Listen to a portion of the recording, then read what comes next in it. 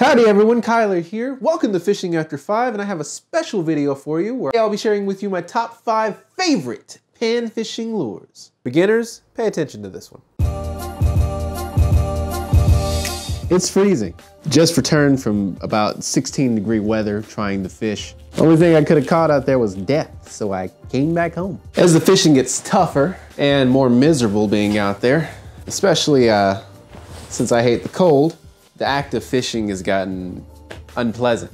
So, best thing I can do is just sit here and talk because, hey, need content. I'll let you in on something. I'm not a pro angler. I learned you are going to find so much information on the internet about what are the best lures for X or the best method for Y. But actually learning and starting off from ground zero is a very tough process. So I want to share with you how I learned to fish. So here are my top 5 lures for pan fishing. And let me preface by saying that these aren't the best lures in the world. These are the lures that I learned from. The easiest learning curve.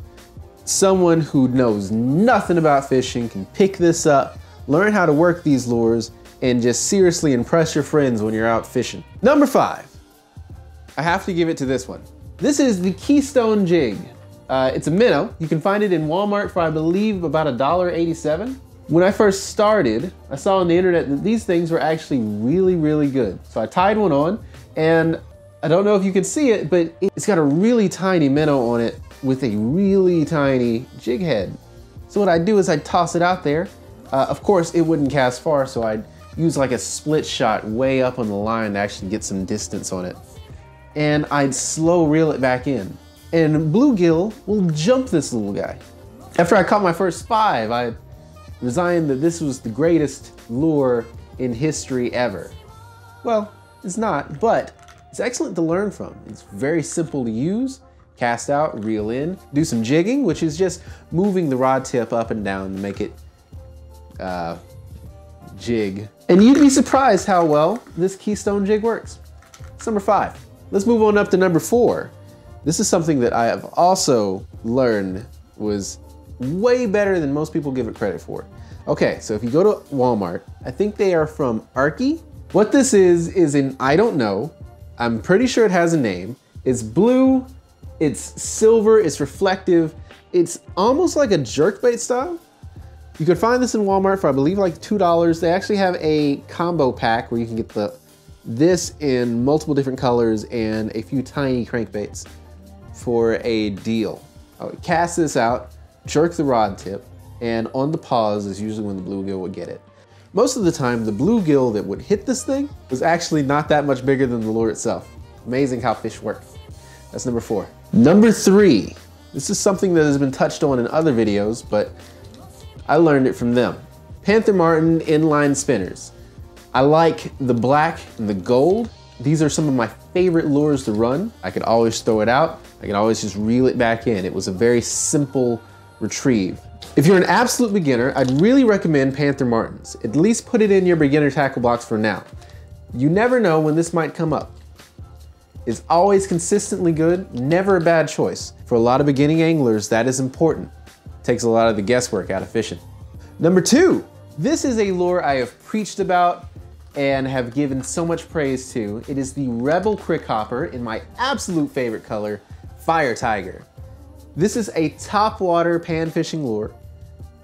Let's take it out of its package and I'll show you what it's about. Here it is. It is a little grasshopper imitation. How you fish this is you cast this out, let it sit on top of the water. You're aiming for the spaces under trees, in shade, with a lot of weeds nearby. This sitting on top of the water with small steady pops and just moving the rod tip up. It gives it a beautiful wobbling motion that the panfish just can't resist. My only gripe about this thing is the hookup ratio is almost just abysmal.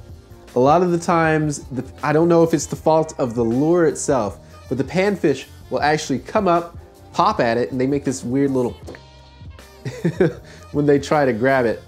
But they'll just miss, and they'll miss 5 to 6 times before they actually get it. Of course, I can't fault the lure. If you're ever out fishing with me when I was learning how to fish, when I was seriously learning how to fish that is, this is usually what you saw me with. In the summer, this thing is king. I love it, and you will see it in more videos coming up soon. Well, when it warms up, of course. An honorable mention is the Bumblebug, which is pretty much the same thing as a Crickhopper, except in the shape of a bumblebee or a cicada. Fish this one much the same way as you would the Crickhopper. A very fun lure to work with. You'll be impressing all your friends with your amazing fish catching prowess. Finally, number one. This is my absolute favorite top pan fishing lure, period, ever. I don't think there's something that could even top it, in my opinion. That is this, the Gulp Alive 1-inch minnow.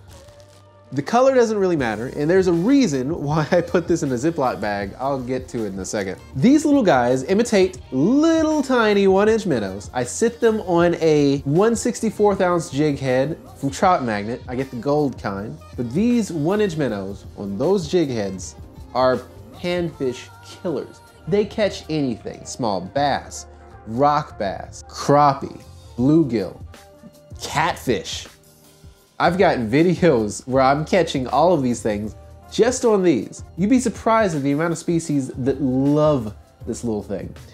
Now, the drawback of this, and it's a huge drawback, so be sure you listen to me on this one. The bottle that it's in has juice. The juice leaks. I don't care what you do. I don't care if you seal it with metal. Somehow, it finds a way to leak out. I don't know how that works. So I always keep it in a little Ziploc bag, a little messed up Ziploc bag like this one. Always and forever. I know you may think you have it sealed up correctly. You don't. Berkeley has found ways to make this bottle leak fluid. So you can either drain out the fluid, which is fine. You won't get a lot of that scent, but that's okay.